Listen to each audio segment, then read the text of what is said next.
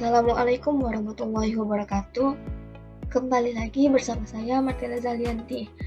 Pada video kali ini saya akan memberikan pemahaman tentang keanekaragaman zooplankton.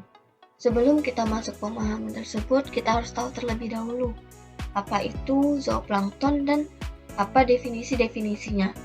Langsung saja kita masuk ke definisinya.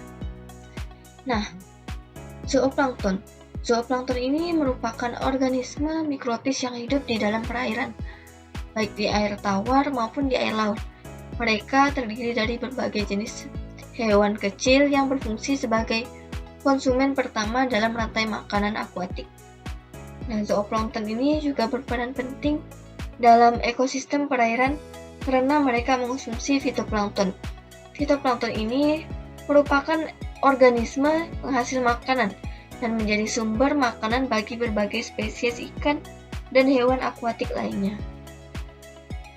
Selanjutnya masuk ke klasifikasi utama dari zooplankton. Klasifikasi utamanya itu ada 3 jenis, yaitu kelas Crustacea, kelas Protozoa, dan kelas Cnidaria. Kelas Crustacea. Kelas Crustacea ini adalah kelompok terbesar dari zooplankton.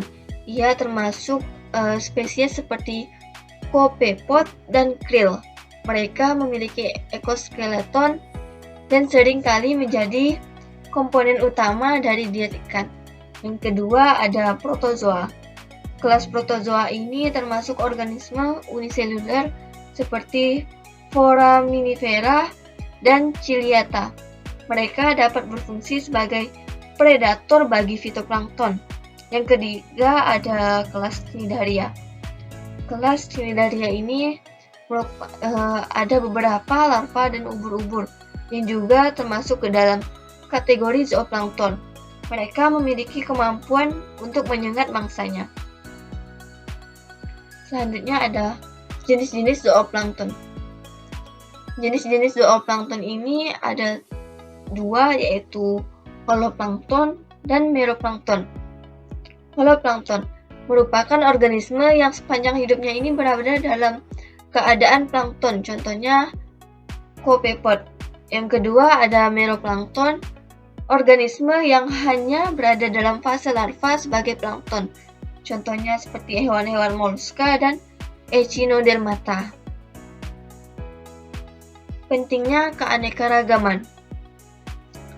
Seperti yang kita ketahui, keanekaragaman ini sangat penting dalam ekosistem perairan karena berfungsi sebagai konsumen tingkat pertama.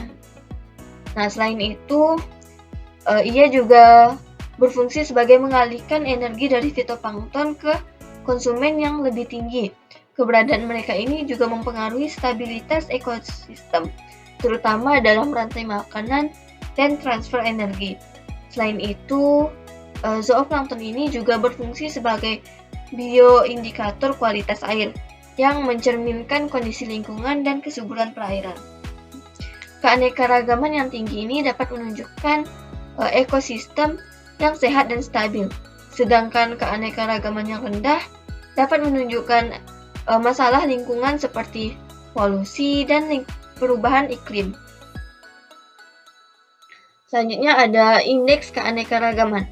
Indeks keanekaragaman ini seringkali digunakan untuk mengukur variasi spesies dalam suatu komunitas. Indeks ini berkisar antara 0 dengan keanekaragaman yang rendah, yaitu seperti hanya 1 spesies hingga lebih dari 3, dengan keanekaragaman yang tinggi hingga banyaknya spesies.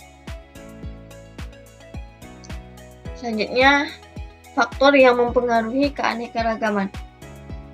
Terdapat 3 jenis, yaitu yang pertama ada ketersediaan makanan. Populasi zooplankton ini sangat dipengaruhi oleh ketersediaan fitoplankton sebagai sumber makanan utama mereka. Yang kedua ada predator. Kehadiran predator seperti ikan dapat mempengaruhi kelimpahan dan distribusi zooplankton. Yang ketiga ada suhu dan kualitas air. Suhu dan kualitas air ini seperti suhu air, salinitas, dan kualitas kimia air juga memainkan peran penting dalam menentukan jenis dan jumlah zooplankton yang ada. Selanjutnya kita masuk ke kesimpulan. Dalam peran ekosistem, zooplankton ini merupakan komponen atau kunci dalam rantai makanan di akuatik. Mereka membantu mendukung kehidupan banyak dari organisme lain. Kedua, ada indikator kesehatan ekosistem. Keberadaan dan keanekaragaman zooplankton ini dapat digunakan sebagai indikator kesehatan ekosistem perairan. Oleh karena itu, pentingnya untuk melestarikan habitat mereka agar ekosistem ini tetap seimbang dan terjaga. Nah, sekian yang dapat saya sampaikan. Thank you for listening. I hope you learn something new today.